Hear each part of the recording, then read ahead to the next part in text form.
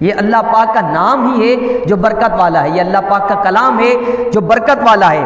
دیکھیں ہم ذاتی طور پر جو ہے نا کئی چیزیں اس طرح کرتے ہیں، اگر ہم انگریزی دوائیں لے لیں یا حکیم کے پاس چلے جائیں یا کوئی جڑی بوٹی استعمال کر لیں، ہومیوپیتھی کے پاس چلے جائیں، گھر میں دیسی ٹوٹکے جو کیے جاتے ہیں، کچھ بھی کر لیں، فرمایا کہ یہ ہر چیز زہر قاتل ہے، لیکن اگر اس پر اللہ پاک کا نام لے لیا جائے تو یہ جو ہے نا شفا دینے والی بن جاتی ہے۔ اس میں اللہ پاک جو ہے نا اثر ڈال دیتا ہے، شفا دینے والی ذات اللہ پاک کی، کسی بھی چیز کے اندر اپنی کوئی تاثیر نہیں ہے۔ جب تک اللہ پاک کا حکم، اللہ پاک کی مرضی شامل نہ ہو تو کوئی چیز آپ کو شفا نہیں دے سکتی۔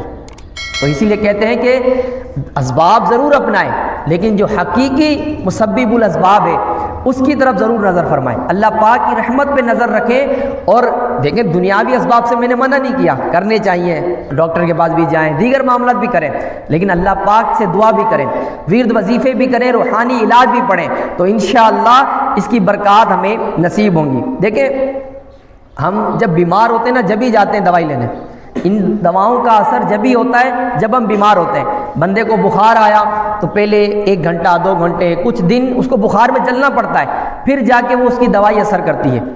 لیکن جب ہم روحانی علاج کرتے ہیں، جب ہم ورد وظیفے پڑھتے ہیں، تو اس کے لیے ہمیں بخار کی ضرورت نہیں ہے، ہم پہلے سے ہی اس کا عمل کر سکتے ہیں۔ ایسا بھی ہو سکتا ہے کہ ہم روز کے معمولات میں اپنی دعائیں شامل کریں، اپنے وظائف میں شامل کر لیں ایسی دعائیں جس کی وجہ سے ہماری بیماریاں دور ہو جائیں، جس کی وجہ سے ہماری پریشانیاں دور ہو جائیں۔ جی ہاں، حضور نبی رحمت شفیع امت صلی اللہ علیہ وسلم نے ارشاد فرمایا کہ جو شخص صبح و شام 3 مرتبہ یہ دعا پڑھ لے، بسم اللہ الذی لا یضر مع اسمہ شیء فی الارض ولا فی السماء وہو السمیع العلیم، فرمایا 3 مرتبہ صبح و شام یہ دعا پڑھ لے، لم تصبہ فجأۃ بلا، فرمایا کہ صبح کو پڑھے گا تو شام تک، اور شام کو پڑھے گا تو صبح تک، اس کو کوئی بھی چیز مصیبت والی نہیں پہنچے گی، اس کو کوئی بلا نہیں پہنچے گی اگر یہ صبح و شام یہ دعا پڑھ لیا کرے۔ دیکھیں یہ ابھی تک کوئی پریشانی آئی نہیں ہے، کوئی بیماری آئی نہیں ہے،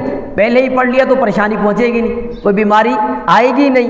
عبرانی شریف کی ایک روایت ہے، نبی پاک صلی اللہ علیہ وسلم نے ارشاد فرمایا لا حول ولا قوت الا باللہ دواء من 99 داء ایسرها الامر، فرمایا کہ نبی پاک صلی اللہ علیہ وسلم نے ارشاد فرمایا لا حول ولا قوت الا باللہ، اس میں 99 بیماریوں سے شفا ہے، 99 بیماریوں سے اس میں شفا ہے۔ فرمایا جس میں سب سے چھوٹی جو بیماری ہے نا وہ غم ہے، جو بندے کو غم لگ جاتا ہے نا وہ اس پر پریشان ہوتا رہتا ہے، فرمایا یہ سب سے چھوٹی بیماری غم ہے۔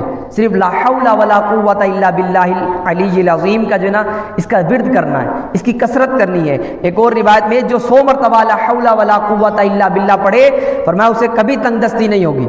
آج ہم رونا ہوتے ہیں نا کہ بھائی ہاتھ تنگ ہو گیا ہے، پورا نہیں ہوتا، یہ معاملہ ہے وہ معاملہ ہے، 100 مرتبہ پڑھنا ہے لا حول ولا قوت الا باللہ۔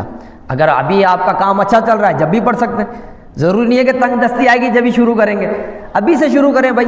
کبھی کام نہیں ہوتا، کبھی کاروبار نہیں چل رہا، کبھی کوئی پریشانی ہے، کوئی معاملہ، تو آپ یہ وظیفہ رکھ لیں 100 مرتبہ۔ کتنا ٹائم لگے گا؟ لا حول ولا قوت الا باللہ العلی العظیم کتنا ٹائم لگے گا پڑھنے میں؟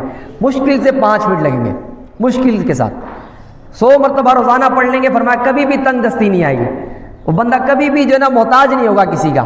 اور فرمایا کہ اس میں 99 بیماریوں کی شفا ہے، سب سے چھوٹی بیماری وہ غم ہے۔ سبحان اللہ۔ تو ہمیں یہ پتہ چل گیا کہ ابھی بیماری آئی نہیں ہے، ہم بندہ جو ہے نا وہ بالکل تندرست ہے، پھر بھی روزانہ لا حول شریف پڑھ لیا کرے تو انشاءاللہ اس کی برکات نصیب ہوگی، اس کی برکت سے بیماریوں اور پریشانیوں سے محفوظ رہے گا۔